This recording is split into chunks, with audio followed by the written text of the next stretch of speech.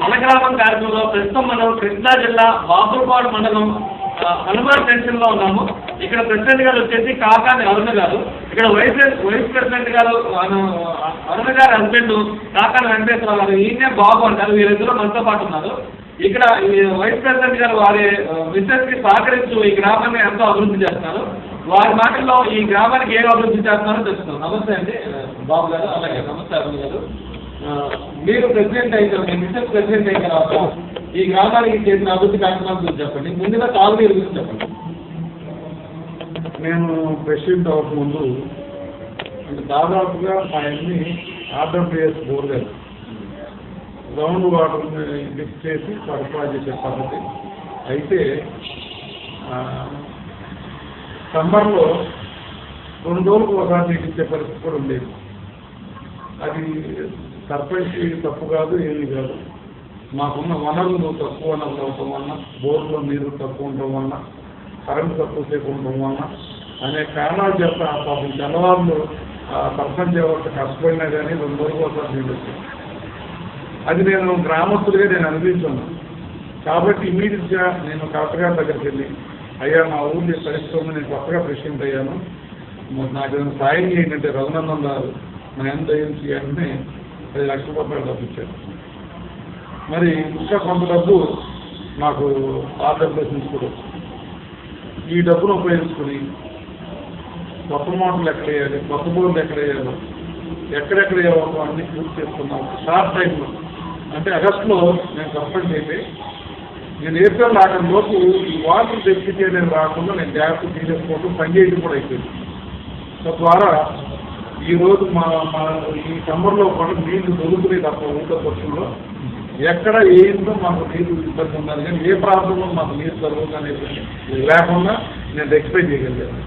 స్వచ్ఛ భారత్ తరఫున జరుగుతున్న మరుగుదొడ్ల నిర్మాణ కార్యక్రమం ఏ విధంగా మా ఊళ్ళో స్వచ్ఛ భారత్ తరఫున ఇండివిజువల్ టాయిలెట్స్ అందరూ కట్టుకోమని అందరికీ చెప్పాము, బంకెట్స్ ఇచ్చాము, ఇంటికి గురించి తెచ్చాము.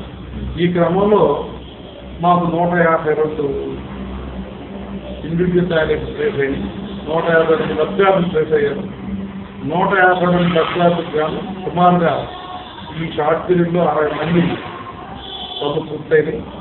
తక్కిన ఇక్కడ ఉన్న ప్రాబ్లం ఏంటంటే 152 మందికి 152 మంది కట్టుకోవడానికి సిద్ధమే కానీ స్థలం కాదు. 4-5 వారంతో 5 వారంలో 2 ట్యాంకులు కట్టుకుంటారు. వారి కొన్నది తింటున్నారు భూమి, దాంట్లో ఇల్లు కట్టుకున్నారు, పంట ఇల్లు కట్టుకున్నారు. టాయిలెట్ కట్టాలంటే వాళ్ళు 2 వారాలు ప్లేస్ కాలగా దాదాపుగా 70-80 అయిపోయింది. కలెక్టర్ గారికి కూడా చెప్పాము, మరి 2 వారంలో ప్లేస్ కావాలంటే లేదండి, కొన్ని వాళ్ళు బాత్రూమ్ కింద ఒక బ్యాచ్ పెడతానంటే కూడా ఒప్పుకోలేదు. తద్వారా మేము మా ప్రజలు చాలా ఇబ్బంది పడుతున్నారు. టాయిలెట్స్ అని మందమతిగా జరగడానికి కారణం ఏంటంటే ప్లేస్ కావట్లేదు. ఒక పర్మిషన్ ఒక్క వెయ్యి, ఈ 5-10 ఒకే వరకులో కింద పెట్టేలాకైతే 1 వెయ్యి లాగా 152 ఇమీడియట్గా అయిపోతుంది. కానీ చాలా ఫాస్ట్గా వర్క్ జరుగుతున్నాయి చేస్తున్నాం. సీసీ రోడ్డు నిర్మాణం మనం ఈ రోజున రాష్ట్రం ఉన్న పరిస్థితుల్లో పైనుంచి ఫండ్స్ తెచ్చి సీసీ రోడ్లు వేస్తామంటే ఏ పరిస్థితి మట్టి రాలేదండి.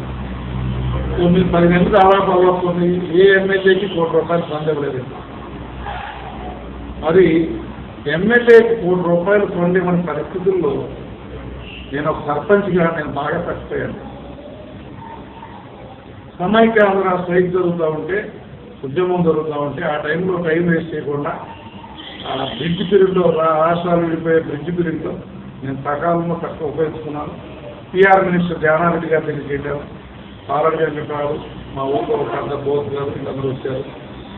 6 రోజులు నేను స్నానం చేయకుండా ఒక పట్టుకుంటూనే ఉండి కష్టపడి తిరిగి ₹1 ఒక రోజు ట్యాంక్స్ చేసుకున్నాం. చాలా ఇంపార్టెంట్. అగ్రికల్చర్ గూడ్స్ అంతా మాకు మూల్యో రోడ్డుకి డెవల్ రోడ్డు కావాలి. ఈ 4 రోడ్లు ట్రాఫిక్ వచ్చి రావాలంటే ఆ ట్రాక్లు కానీ వెహికల్స్ కానీ అంటే చాలా ఇబ్బంది. చెరుకు బోర్డు రావాలి. ఇలాంటి వాటికి అన్నిటికీ మెయిన్ రోడ్డుకి వెళ్ళకుండా చక్కగా మూల్యో రోడ్డు నుంచి విజయవాడ రోడ్డు రావడానికి బైపాస్ రోడ్డు ₹1 నిర్మాణం చేయించాను. అది నా హయాంలో జరగడం చాలా గర్వకారణం. అంత పెద్ద రోడ్డు మా ఊళ్ళో లేదు. 2 సీసీ రోడ్లు 3 రోడ్లు వేసామండి. అవి రాత్రి బాలవర్ధన్ గారు టైంలో ఆయన శాంక్షన్ చేసిన రోడ్డు కావులు సాంసరానికి ఇచ్చిన రోడ్డు అలా 3 రోడ్లు కంప్లీట్ అయ్యి ఇంకో రోడ్డు వేయవలసింది. సీసీ రోడ్లు మొత్తం 4 అయ్యింది. కానీ మాకు దాదాపు 5-6 ఎస్సీ కాలనీలు ఉన్నాయి. 5-6 కాలనీలు బాగా జీరో ప్రాపర్టీ లైన్ తీసుకుండేది. మరి ఇంతకు ముందు మరి ఎస్సీ గ్రాంట్స్ ఏమని ఎస్సీ కమ్యూనిటీ గ్రాంట్స్ ఏమని నాకు తెలియదు. కానీ కాలనీలో ఒక 2 రోడ్లే చూపించుకుంటున్నాం ఈ రోజు మా ఊళ్ళో. కనీసం 280 రోడ్లు పోయాల్సింది. చాలా కరువులో ఉన్నాం. కానీ మొండి ధైర్యంతో ఉన్నాను, నేను చేయగలను నమ్మకంతో ఉన్నాను. ప్రజలు కూడా సహకరించి రూపాయలు రావాలంటే ట్యాక్స్ కడితే ఎంతో కొంత అభివృద్ధి చేయగలం అనుకుంటున్నాం. మరి అలాగే పిఆర్ మినిస్టర్ గారి 70 లక్షల రూపాయలు మా ఊర్లో కాలం నుంచి తీసుకొచ్చి పైలట్ ప్రాజెక్ట్ ఒకటి నిర్మాణం చేశారు. 5 కోట్లు పెట్టి. ఈ 5 కోట్లు పెట్టి పైలట్ ప్రాజెక్ట్ నిర్మాణం చేస్తే దాని పనులు ఇంకా మిగిలిపోయినాయి. నేను సర్పంచ్ అయ్యాక పిఆర్ మినిస్టర్ గారిని కలిసి 70 లక్షలు తెచ్చాను. ఆ పని కూడా పూర్తవుతుంది. పూర్తయితే పైలట్ ప్రాజెక్ట్ ద్వారా కృష్ణానది నీళ్లు మా గ్రామస్తులు తాగుతారు. అలాగే ప్రస్తుతం ఈ బోర్వెల్స్ నుంచి వచ్చే వాటర్లో కంటామినేషన్ ఉంటుంది. తద్వారా ప్రజలకి ఏమన్నా డబ్బులు వస్తాయని స్టేట్లోనే లేని రకంగా స్టేట్లోనే మేము ఫస్ట్ చెప్పుకోగలం.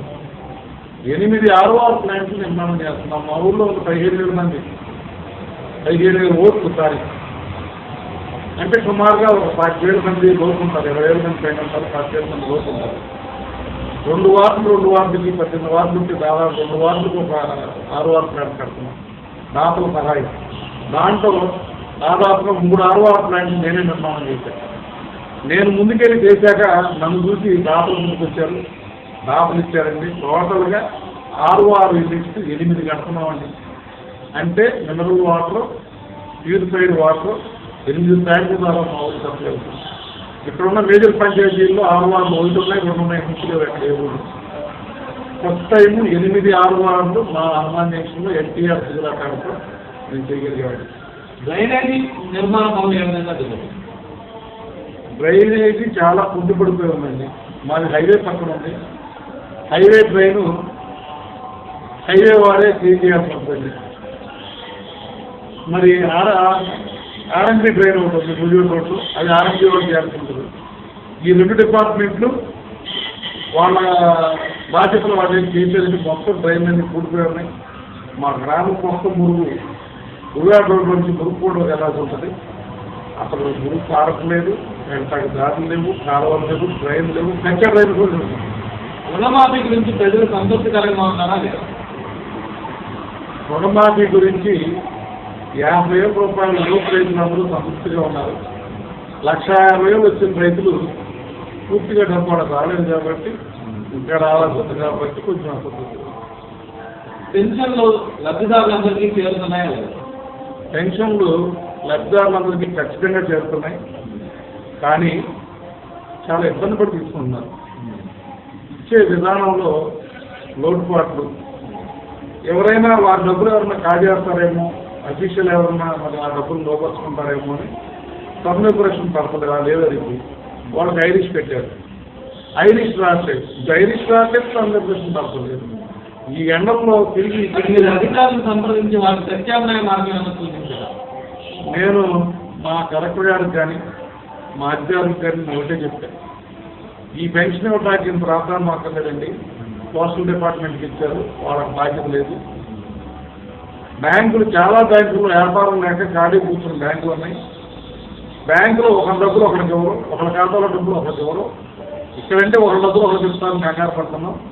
ఇవి కనుక డైరెక్ట్గా వాళ్ళ అకౌంట్స్ ఓపెన్ చేసి వాళ్ళు డైరెక్ట్గా వాళ్ళ అకౌంట్ వేస్తే ఆ వృద్ధులు, అంగవైకల్యులు నిజంగా మరి ఎక్కువ సార్లు తిరగలేని వాళ్ళు 2 సార్లు తిరగాలంటే కష్టం కాబట్టి చక్కగా వాళ్ళు బ్యాంక్కి వెళ్ళి లేదర్గా వాళ్ళ డబ్బులు తీసుకుంటారు. ఖాళీ మన బ్యాంకులు 4 బ్యాంకులు తెచ్చి వస్తువులు కూడా తగ్గిపోతే వాళ్ళకి పని జరుగుతుంది.